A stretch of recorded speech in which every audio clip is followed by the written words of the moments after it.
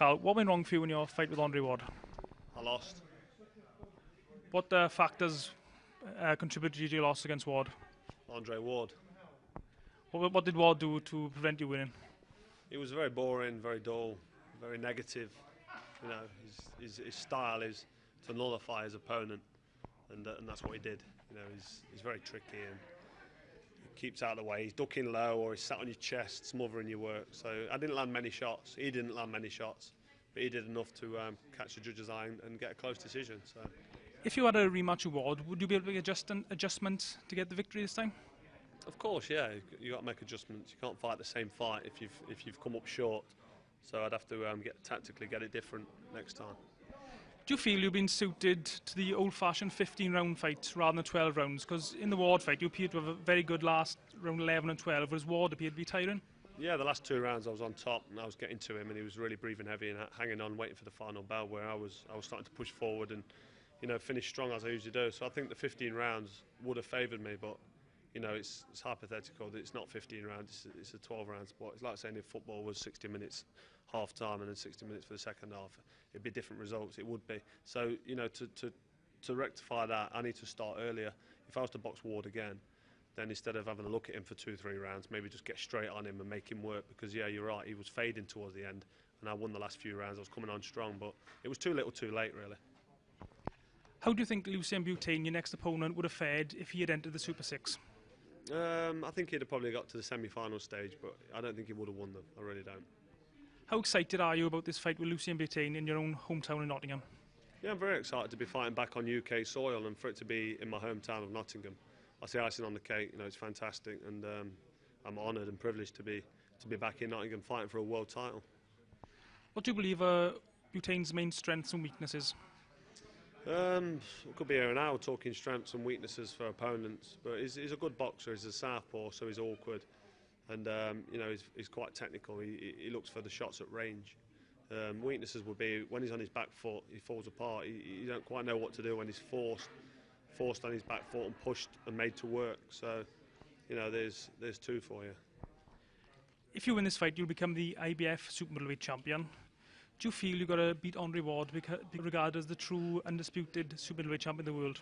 I think so, yeah, because Ward's got a win over me, and to be fair to him, if he's beat me on paper, then even beating Bute, I can't call myself the best super middleweight in the world because of the loss to Ward.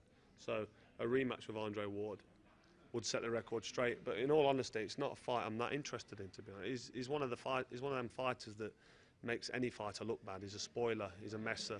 He's very quick, so he'll eat with a shot, steal the round, and then do what he can to stay out of trouble. That's why he won an Olympic gold medal, and that's why he's not lost a fight since he was 12 years old, because he's very good at what he does. But unfortunately, what he does is very boring.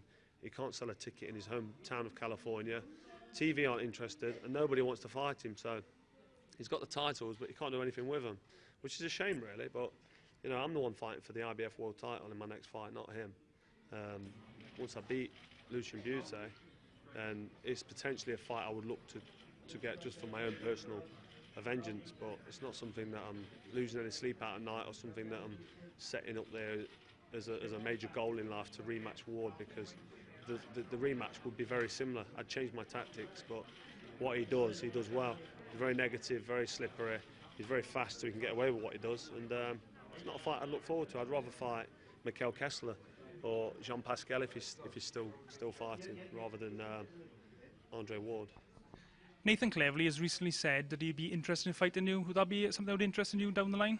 Absolutely fantastic. I love to fight Nathan Cleverly, but I didn't know he could do 12 stone. I thought he was a light heavyweight.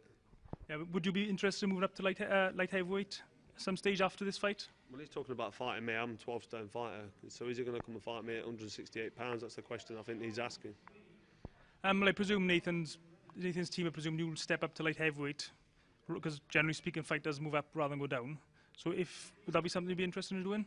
It's a bad presumption to make that a fighter's going to go up to his weight to cater for him. I mean, if Nathan Cleverly was a big name and he was a world champion, then it's something I'd consider. But at the minute, you know, I've talked about not wanting to fight a Bullmore, not wanting to fight a warm-up fight, and you know, for the same reasons, I wouldn't want to fight Nathan Cleverly at the minute, because he's not a world champion. He's a WBO champion, but that's not a world champion. After this fight with Bute, what's next for Carl Froch? A rematch with Bute. In Canada. That's definitely on the cards, eh? That's on the contract, not the cards. What difference has Eddie Hearn made to your career since he's taken over the promotion? My profile's been raised since being promoted by Eddie Hearn. I'm on Sky Television, which is fantastic, and I've got a massive fan base, and everything's done for me in the background, so I don't have to worry about things getting done. He's very professional, very on the ball, very sharp, and I've got no real major concerns with anything other than fighting and getting fit, which is a real privileged position to be in. So since signing with Matchroom and Eddie Hearn, it's looking back on it, it's the best move I made. Finally, Carl, last question. What's your prediction for the fight with Lucian Bute? I'm going to beat him, that's for sure. And I think it's going to be a late stoppage, but I didn't give you a round because it gets all blown out of proportion. So I'm just going to have to say I'm going to beat him by knockout.